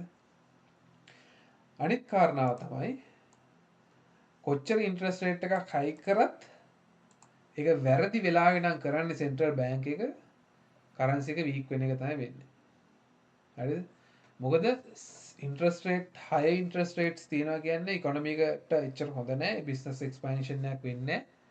රයිට්? එතකොට වැරදි කාලයේදී වැරදි ඉන්ට්‍රස්ට් රේට් ලෙවල් එක මේන්ටේන් කරන් යනවා කියන්නේ ඒකේ ඉම්පැක්ට් එක නෙගටිව් විදියට තමයි ඉකොනොමි එකට එන්නේ. කොච්චර ඉන්ට්‍රස්ට් දැන් අපි තියරිටිකලි ඉගෙන ගත්තොත් ඉන්ට්‍රස්ට් රේට් එක වැඩි වෙද්දී කරන්සි එක ස්ට්‍රෝං වෙනවා කියලා. ඒක වැරදි වෙලාවෙදී නම් ඒ ඉන්ට්‍රස්ට් රේට් හයික් එක කරන්නේ. හරි? දැන් උදාහරණයකට හිතන්නකෝ US වල සිටුේෂන් එකක් තියෙනවා. මෙහෙම මේක හයිපොතටිකල් සිටුේෂන් එකක්. හරිද? දැන් ඉන්ෆ්ලේෂන් එක එන්න වැඩි. හරිද? හැබැයි මේගොල්ලන්ගේ අන්එම්ප්ලොයිමන්ට් රේට් එකත් එන්න වැඩි වෙනවා, growth එකත් එන්නම අඩු වෙනවා. හරිද? මේකට කියන අපි ස්ටැග්ෆ්ලේෂන් සිටුේෂන් එකක් කියලා. හරිද? මේ වගේ සිටුේෂන් එකකදී ඉන්ෆ්ලේෂන් රේට් එක කන්ට්‍රෝල් කරන්න කියලා. හරිද? ඉන්ෆ්ලේෂන් රේට් එක කන්ට්‍රෝල් කරන්න කියලා ඉන්ට්‍රස්ට් රේට් එක වැඩි කරොත් හරිද? මෙන්න මේවට නන්නත්තර වෙන්නම යනවා. නෙගටිව් විදියට තමයි බලපාන්නේ. හරිද? ඒ කියන්නේ අර මේ ගෙදර හදලා තියෙන කණු තුනක් උඩ නම් එක කණුවක් බේර ගන්න කණු දෙකක් විනාශ කරනවාගේ වැඩක් තමයි ඒක කරන්නේ. හරි? සහ අනිත් එක දැන් හිතන්නකෝ සාමාන්‍ය අන්එම්ප්ලොයිමන්ට් රේට් එක යන්තම් ඇවරේජ් ගානක තියෙන. හරිද? හැබැයි ඉන්ෆ්ලේෂන් රේට් එක අපිට පෙන්නනවා මේ වැඩි වේගන එනවා කියන එක. හරිද? ඔය වගේ ලෙවල් එකකදී සෙන්ට්‍රල් බැංක් එකට ඔප්ෂන්ස් දෙකක් තියෙනවා. එක්ක ඉන්ට්‍රස්ට් රේට් එක හෝල්ඩ් කරන්න පුළුවන් නැත්නම් හයික් කරන්න පුළුවන් කියන ඔප්ෂන් එක. හරිද? ඔතන ගොඩක්ම ෆේවරබල් වෙන්නේ දැන් අපිට අන්එම්ප්ලොයිමන්ට් රේට් එකත් ප්‍රශ්නයක් නැහැ, growth එකත් ප්‍රශ්නයක් නැහැ කියලා හිතන්නකෝ. ඔක හෝල්ඩ් කරා නම් කිසි ප්‍රශ්නයක් නැහැ සෙන්ට්‍රල් බැංක් එකට ඔක මේන්ටේන් කරගෙන යන්න පුළුවන් අවස්ථාවක් තිබ්බයි කියලා හිතන්නකෝ. ඔන්න ඔය වගේ සිටුේෂන් එකකදී ඉන්ට්‍රස්ට් රේට් හයික් කරනවා කියන්නේ ආයෙත් අර වගේ කතාවක්ම තමයි. ගෙදර කණු තුනෙන් කණු දෙකක් කඩලා දානවා වගේ වැඩක් තමයි කරන්නේ. එතකොට මේකේ තියෙන පොයින්ට් එක තමයි හරි වෙලාවෙදී හරි ඩිසිෂන් එක ගත්තේ නැත්නම් ඒ ඉකොනොමි කරන්සි එකට ඒ ගන්න ඩිසිෂන් එක මොකක් වුණත් ඒක නෙගටිව් තමයි බලපාන්නේ. හරිද? පෞගිල් දවස්වල මට මතකයි එක මේකත් තිබ්බා මට මතක නැහැ මොකද්ද කියලා. ඒකේ ක්ලීමට එක ට්‍රේඩ් කරන්න බැරි වුණා. ඒක මොන ඩිසිෂන් එක ගත්තත් ඒ අදාළ කරන්සි එක වීක් වෙන දේ මට මතක නැහැ. ඒක මං දේවින්දලට දනුජලට කියලා තිබ්බද වගේ මතකයක් තියෙනවා මට. මට මතක නැහැ මොකද්ද කියලා. ජේපී වයිද ඈ ජේපී වයිද නෑ JPY නෙමෙයි. මට මතක නැහැ මම ඒක පොඩ්ඩක් මතක් වුණොත් මේ Discord එකේ දාන්න. එතකොට ඔයගේ සිටුේෂන්ස් වලදී අපිට තියෙන ඔප්ෂන් කියන්නේ අපිට ස්ටැග්ෆ්ලේෂන් සිටුේෂන් එකක් ආවේ මේ UK වලද මන්ද බා මට මතක විදිහට මේ යුකේනේ ඔය UK ඒක තමයි මට මතකයි මම ඔය මේ UK ඉන්ටරෙස්ට් රේට් ඩිසිෂන් එකද මන්ද මට කිව්වා වගේ මතකයක් තියෙනවා. මොකද ඒ වගේ සිටුේෂන්ස් වලදී ස්ටැග්ෆ්ලේෂන් සිටුේෂන් එකක් අපිට ඉන්ඩිකේට් වෙලා තියෙද්දි ඉන්ටරෙස්ට් රේට් එකක් හයික් කරනවා කියන්නේම ඒක නිකන් අර දැන මේ විනාශ කර ගන්නවා වගේ වැඩක්. හරිද? එතකොට ඔයගොල්ලන්ට හිතෙන්න පුළුවන් මේ සෙන්ට්‍රල් බැංක් policies develop කරන්නේ well educated well qualified economistලා තමයි. හරිද? එතකොට ඒගොල්ලන්ගේ views වෙනස් එක එක්කෙනාගේ. මම කියන්නේ මම මේ ඇවිල්ලා economist කෙනෙක් කියන එක නෙමෙයි මම කියන්නේ. හරිද? ඒගොල්ලන්ගේ decisions තියෙනවා සමහරලාට හරි decision එක නමුත් වැරදි time එකේ ගන්න. හරිද? සමහරලාට ඒගොල්ලන්ට වෙන options නැති වෙන අවස්ථා වෙන්න පුළුවන්. හරිද? ඒගොල්ලන්ට ඒ වෙලාවේ focus කරන මේ ටාගට් එක achieve කරගන්න ඒගොල්ලෝ ගන්න තියෙන හොඳම තීරණය ගන්නවා. නමුත් ඒක currency market එකට බලපාන්නේ වෙන විදිහකට. හරිද? ඔයගොල්ලන්ට දැන් මම මේ කියන තියරි එකත් එක්ක ඔයගොල්ලන්ට හිතෙන්න පුළුවන් මේ සෙන්ට්‍රල් බැංක්ස් වල ඉන්න ඉකොනොමිස්ට්ලා මහ මෝඩ තීරණනේ ගන්න කියලා. නෑ ඒක එහෙම නෙමෙයි. ඒගොල්ලෝ focus කරන්නේ වෙන පොයින්ට් එකක්. හරිද? අපි focus කරන්නේ තව පොයින්ට් එකක්. හරිද? අපි focus කරන්නේ ඒකේ impact එක currency market. දැන් මේ currency market එක කියන්නේ ඊටාම පොඩි සෙක්ටර් එකක් මේ ඉකොනොමි එකේ. හරිද? මේගොල්ලෝ කරන්සි මාකට් එක ලොකුවට ફોකස් කරන්නේ නැහැ මොනිටරි පොලිසි එකේදී. හරි? එතකොට අපි ඒ කියන්නේ ඒගොල්ලන්ගේ තීරණේ වැරදි කියන එක නෙමෙයි අපි කියන්නේ. හරිද? කරන්සි මාකට් එකට අනුව ඒක වැරදි. හරි? කරන්සි මාකට් එකට ඕන විදිහට ඒගොල්ලෝ පොලිසිස් ඩෙවලොප් කරන්නේ නැහැ. ඒගොල්ලෝ පොලිසිස් ඩෙවලොප් කරන්නේ ඉකොනොමි එක සිකියුර් විදිහට ඩෙවලොප් කරන්නේ. හරි? එතකොට සමහර අවස්ථා තියෙනවා අපිට ක්ලියර්ලි අයිඩෙන්ටිෆයි වෙනවා මේගොල්ලෝ ඉන්ටරෙස්ට් රේට් හයික් කරත් වීක් වෙනවා හෝල්ඩ් කරත් වීක් වෙනවා කට් කරත් වීක් වෙනවා කියන එක. හරිද? එතකොට ක්ලියර් ට්‍රේඩ්ස් තියෙනවා අපිට කිසි ප්‍රශ්නයක් නැතුව ට්‍රේඩ් එක ගන්න හැකි. හරිද? UK ඉන්ටරෙස්ට් රේට් ඩිසිෂන් එක මට මතක විදිහට එහෙම එකක් තිබ්බේ. හරි? එතකොට මේ ඔක්කොම ඉගෙන ගත්ත හැකි ෆන්ඩමෙන්ටල්ස් ටික මේ බේසික් ෆන්ඩමෙන්ටල් බේස්මන්ට් එක දාගත්තා නම් ඒක හරියට මේ අර ඕනේ පිච් එක සෙල්ලම් කරන්න පුළුවන් අර සංගාගේ ක්‍රිකට් බැට්ස්මන් කෙනෙක් හැදෙනා වගේ සිටුේෂන් නැත්තම් මේ හරියට බේස් එක දා ගන්නවා කියන්නේ. හරි. ඉතින් මම අදට මේ තියරි ටික මෙතනින් නවත්තන්න. හරිද? එතනින් යාට මම දැන් ඊළඟ සෙෂන් එකේ ඉඳන් මම ඔය ඉකොනොමික් ඩේටා 1 by 1 කියලා දෙන්න. ඊට පස්සේ අපි ජනවාරි ඉඳන් මේ ඉකොනොමික් ඉවෙන්ට්ස් වලට ලයිව් ට්‍රේඩ් කරන්න ගමු. ඊට පස්සේ අපි මම ඔයගොල්ලන්ට කියන්න ඔයගොල්ලෝ ෆන්ඩඩ් accounts buy කරනවා නම් buy කරන්න.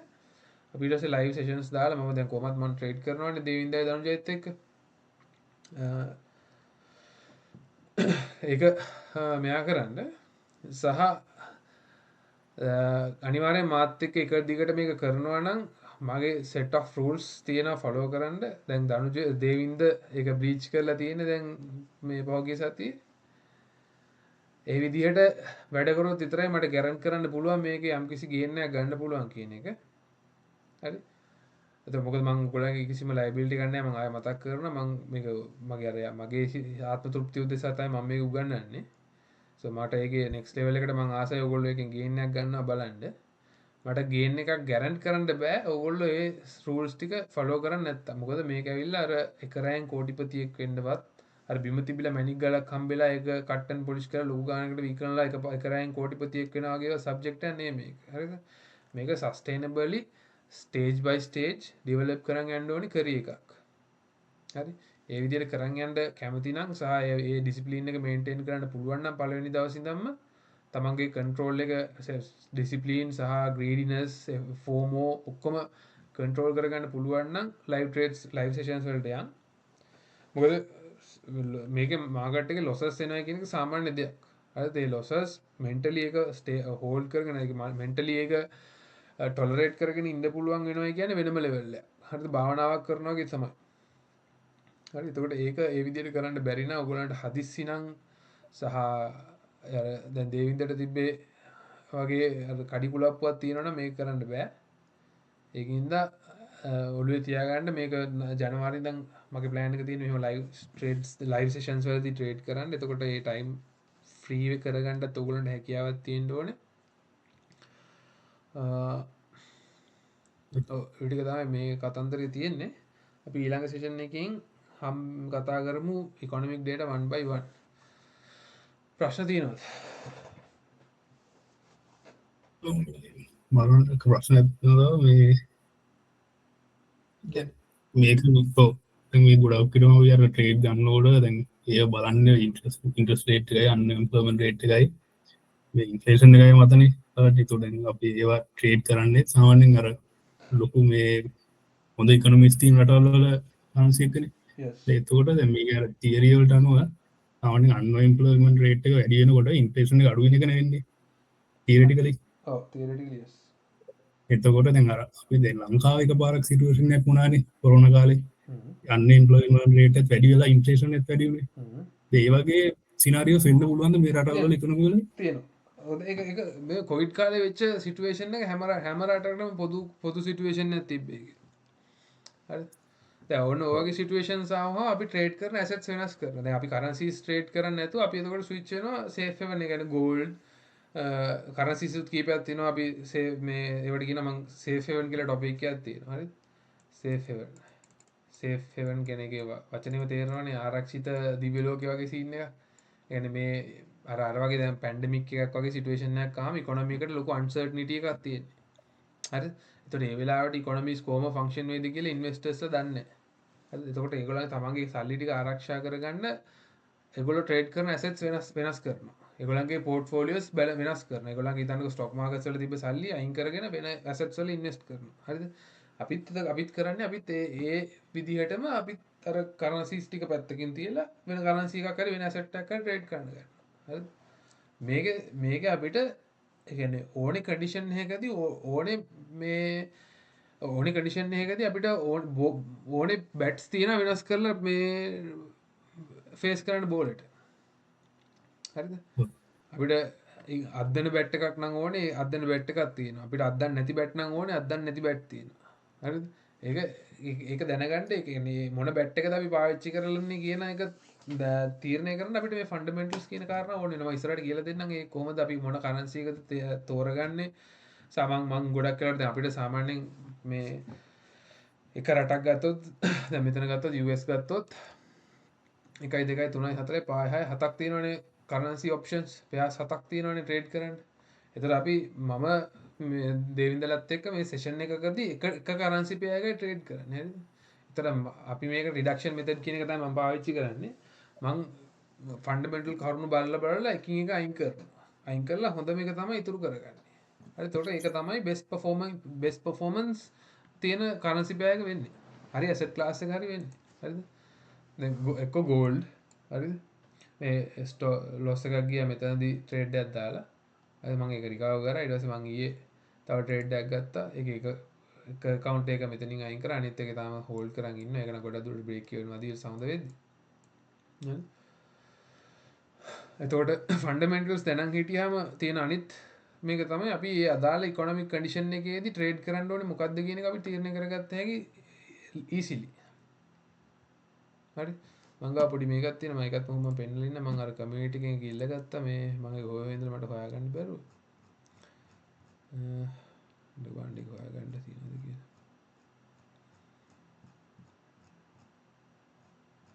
රයිට් මෙතන රයිට් ඉන්ෆ්ලේෂන් එක අඩු වෙද්දි සහ growth එක ඉකොනොමික් growth එකත් අඩු වෙද්දි ඔන්න ට්‍රේඩ් කරන්න පුළුවන් මේ ලොං පැත්තට ට්‍රේඩ් කරන්න පුළුවන් මොනවද ෂෝට් පැත්තට ට්‍රේඩ් කරන්න පුළුවන් මොනවද කියලා තියෙන වෙනම සෙට් එකක් හරිද ඊට පස්සේ ඒකට කියනවා ඩිස්ඉන්ෆ්ලේෂන් කියලා ඉන්ෆ්ලේෂන් එකත් අඩුයි growth එකත් අඩුයි ඒක ඩිස්ඉන්ෆ්ලේෂන් කියලා කියන්නේ ඔකට වඩා හොඳ ෆොටෝ එකක් තිබෙනවා මම පෙන්නන්නේ ඒක ඉතින්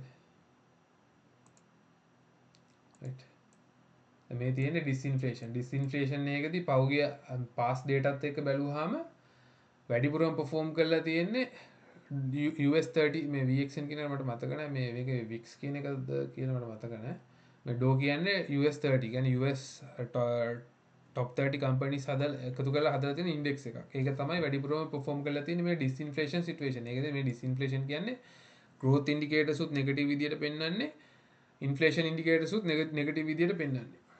හරිද? දෙකම growth and inflation falling. හරිද? ඊට පස්සේ තියෙනවා stagflation. හරිද? stagflation කියන්නේ growth එකක් නැහැ, හැබැයි inflation එක වැඩි වෙනවා. හරිද? දැන් පහුගිය ටිකේ අර ඔයා කිව්ව කතන්දර කිව්වේ ලංකාවේ growth එකක් නැහැ, නමුත් inflation එක වැඩි. අන්න එතකොට ට්‍රේඩ් කරන වෙනස්. එතකොට ඔයිල් වලට තියෙන මේ ඔයිල් වලට තියෙන ඩිමාන්ඩ් එක වැඩි, ගෝල්ඩ් වලට තියෙන ඩිමාන්ඩ් එක වැඩි. හරි? ඊට පස්සේ growth එකත් වැඩි, ඉන්ෆ්ලේෂන් එකත් වැඩි වෙනකොට එතකොට ඒකට කියන එක්ස්පැන්ෂන් එකක්. එතකොට Nasdaq කියන එක තමයි වැඩි, ටෙක් පැත්ත වැඩි. DAX කියන්නේ ජර්මන් ඉන්ඩෙක්ස් එක, ඒව වැඩිපුර හොඳට වැඩ කරනවා. හරිද? ඒ කාලේ වෙද්දි ගෝල්ඩ් එක එහෙම ලොකුවට perform කරන්නේ නැහැ. ගෝල්ඩ් එක තියෙන එහෙන පොඩි ගේන් එකක් තියෙන්නේ. හරි? ඊට පස්සේ බලන්න රීඉන්ෆ්ලේෂන් growth එක ඉන්ෆ්ලේෂන් එකයි දෙක මෙතන තියෙන මොකද්ද growth rising inflation falling. හරි? growth එකයි ඉන්ෆ්ලේෂන් එක දෙකම වැඩි වෙද්දි තව එකක් ඔයිල් එක තමයි වැඩිපුරම මෙයා වෙන්නේ. හරි? ඊට පස්සේ Nasdaq, Dow, Copper, Tech, Russell කියන්නේ US වල රසල් කියන එක මට මතක නෑ. ඒක රසල් කියන්නේ તો ස්ටොක් කතන්දරයම තමයි රසල් කියන්නේ මම බලන්න.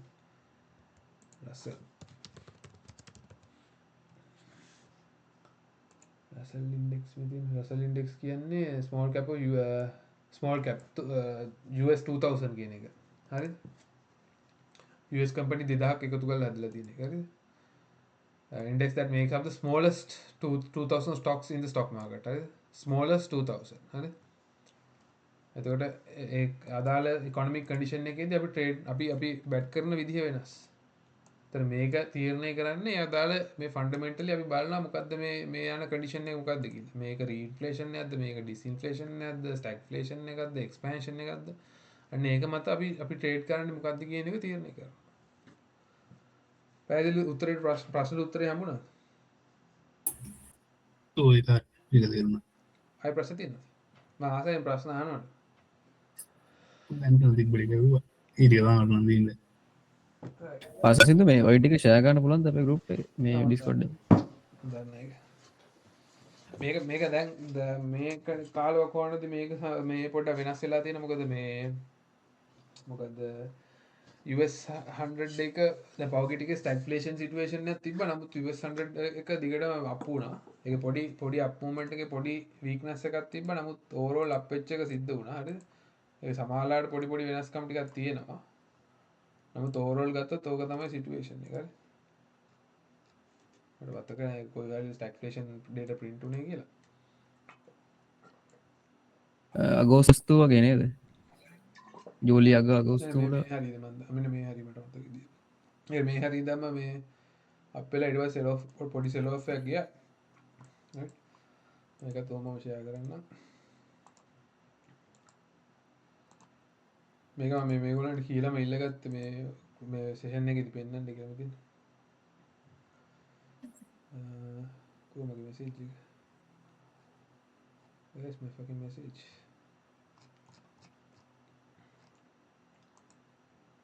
හරිද? මං කියලා මෙල්ලුවා මට දෙන්න පුළුවන්ද කියලා ඔහොම එකක්. ගානට මම හෙව්වෙත් මෙන්න මේ chart එක තමයි ඒක මම දාලා තිබ්බා. right.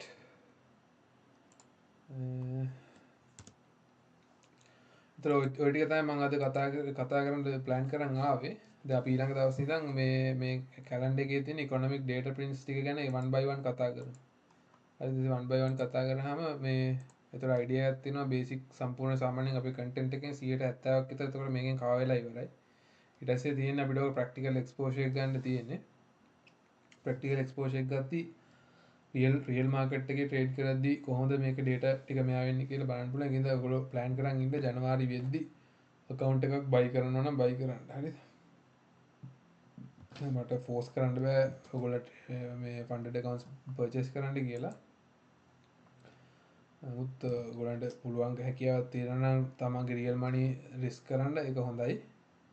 එහෙම risk කරන එක ගන්න දරා ගන්න අමාරු නම් ඊළඟ option එක තියෙන්නේ funded account එකට යන එක. right? හරිනේ. ප්‍රශ්න තියෙනවද?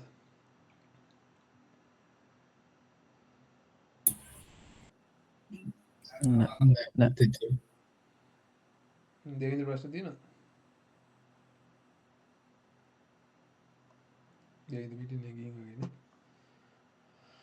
රයිට් එන අපි මීටින් එක එන්ඩ් කරනවා තැංක යු ජොයින් වුණාට අපි ඊළඟ සෙෂන් එකකින් ආයෙ හම්බෙමු මේක trust the process and don't be in a hurry මේක මේ අර එක රැකින් ගොඩ දාන්න පුළුවන් දෙයක් නෙවෙයි මේකට කන්සිස්ටන්ට්ලි සාමාන්‍යයෙන් අවුරුදු කීපයක් යනවා මේක හරියට අල්ලගන්න ඒකින්ද පරිස්සමට ඒ කියන්නේ ඉගෙන ගන්න දේවල් ඉගෙන ගන්න ඊට පස්සේ පුළුවන් අපිට ලොකු ගේම්ස් වලට යන්න හරිද ඒකත් උඩ තියාගෙන අපි සෙෂන් එක මෙතනින් එන්ඩ් කරනවා once again thank you for joining ඊළඟ සෙෂන් එකේදී හම්බෙමු වෙනවා බයි බයි හරි bye